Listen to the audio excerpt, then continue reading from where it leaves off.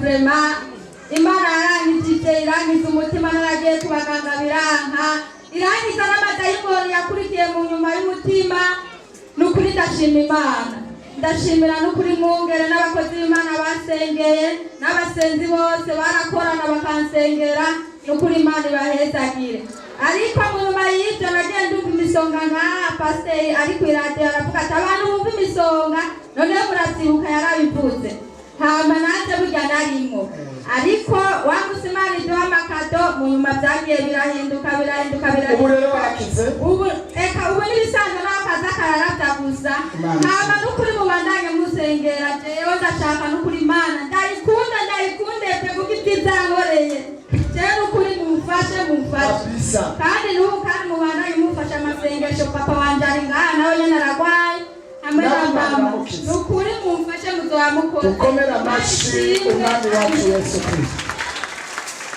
Uwo muntu yafise ikibazo ca serire buringa aze kubonana n'abakozi b'Imana hano yo bapasiteri canke mwarimu bavuga ingene iyo serire iboneka vuba batangure gusenga kuko ngo hiyongeye abandi bavi buringa. Yesu nashimwe. Hanyuma nanje mpagaze nshimira Imana nari maze iminsi ndi muri penseresha nibaza ko Imana ishobora kunkorera igitangaza abana banje bagakira ariko Imana yanteye iteka inyubakira inzu nziza ndi muri penseresha ubusohoka mu nzu ya Gasekebuye n'ubwo mubona neza uku kandi iri kwibarabara ushoboye gushika iwanje ufashe imoto wirurutse ugaca winjira mu rutara kandi yatungunza acaza gufata umugabo wanje aromoka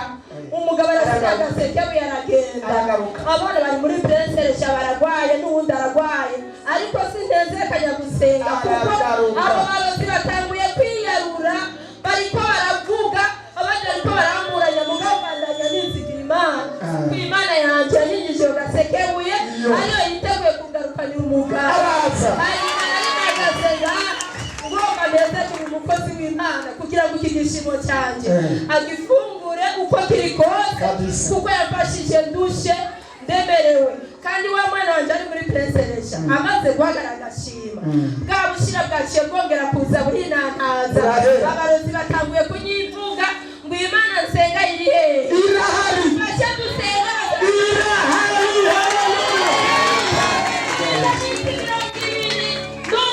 umwana wanje yataye imboni nubwo kagenda karajugumira akaboko kametuku ubu ntamwe nagitambukiramo nizera ko nayo mashira azahagarara mutanga ari mu arahera amen arahera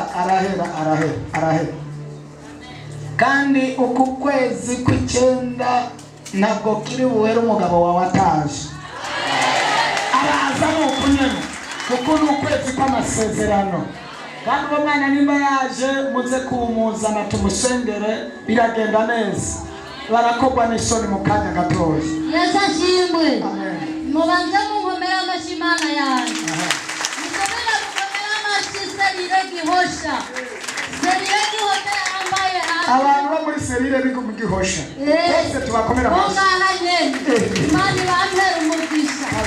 barambaye hafi ndi mu bitaro kwa Musa kwa Ezekiyeli ntabwo byari byoroshye umwana yari igwaye munyuma kuwa kane umukozi w'Imana murongoza kuba ati ariko mwagerageza mukumviriza inka abantu barafashije batubena cyane sawa kuvuga ati umwari w'umuntu wagwaye mu nda ngo naze tumusengere nariko ndaribwa mu nda numva bidakunda ngo ntambuka umenga n'amabuye ariko murongoza amaze kurusengera nanumva byose biraheze dukomera amashyi umwami wacu Yesu Kristo. Intahe nziza cyane abantu mutajya muri serire ntimwumva ko muri ko murahura n'ibibazo kure umuntu abaye muri serire aba muri serire baba bamugezeho kandi bakamufasha muri byose mwibandaniza bajya muri serire mujye muri serire. Yesu ashimwe. Amen. Jenda shima Imana kuri ko barayinkoreye nari maze imyaka 30 nubatse kandi mugeze atanganye ruguru ariko muri iyi minsi ntanguye gusengera ngaha hari ku munsi wa mbere w'indwi yahera ukwezi k'umunani aho mwatugira mu mafungo y'iminsi 20 yarandunganye ibintu birakoreka dufise ubwoba ngo bahava batwica ariko ntibatwishe twasanze mwene wabo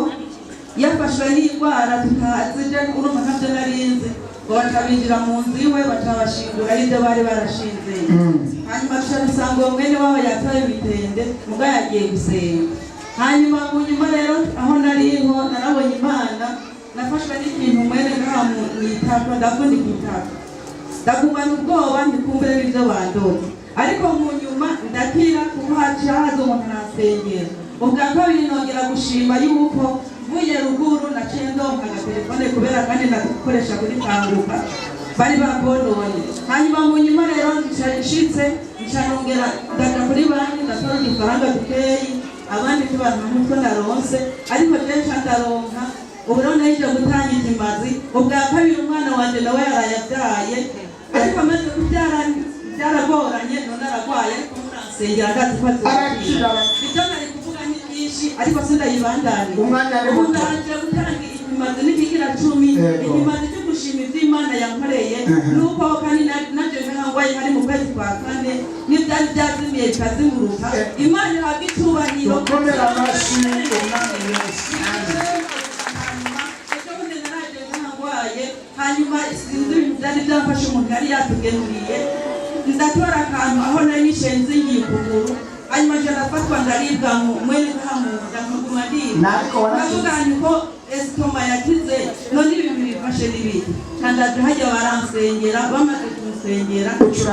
ndakaha byagumye kwakundi ariko byo bundi ngamutse ngahanya baciye bansengera ariko umunsi wa muhungu none ubu narakize ndamahoro Imana ibaheze mukomera amashi umwami wacu Yesu Kristo amen bitatu ukwiye kudusororera